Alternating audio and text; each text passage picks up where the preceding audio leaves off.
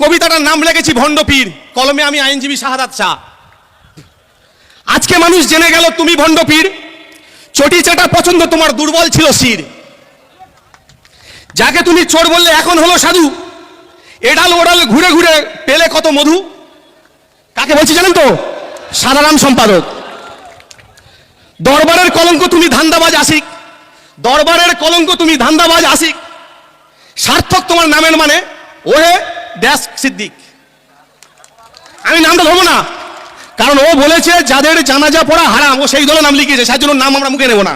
যাই হোক, একটু মনোযোগ সহকারে শুনবেন। ইমানদার চোর হলো রাখতে আপন মান, কত সহজে বিকিয়ে দিলে পরিবারের সম্মান। 28 বছর এবাদত তোমার হলো আজ মিথ্যা, এতদিনের ফতোয়া দান সবই গেল বৃথা। নাগা চেকিং হবে না আর পার পেয়ে গেলে, যে থুতু ফেললে তুমি তাহাই গিলে খেলে। লজ্জাবোধ হারিয়ে তুমি চড়লে ডুবো তরি, সবাই মিলে তুলবে খাটে বলবে হরি বল হরি। যাই হোক, আপনি যাকে কাল রাতে দলে নিলেন, সাধারণ সম্পাদক করলেন, তার তো 2 পয়সা দাম নেই, তার পাশে তো একটাও দল নেই। আপনি কানা ছেলের নাম পদ্মলোচন থেকে নিয়ে নিলেন, আপনি পদ্মলোচন লেখা আছে বলে নিয়ে নিলেন।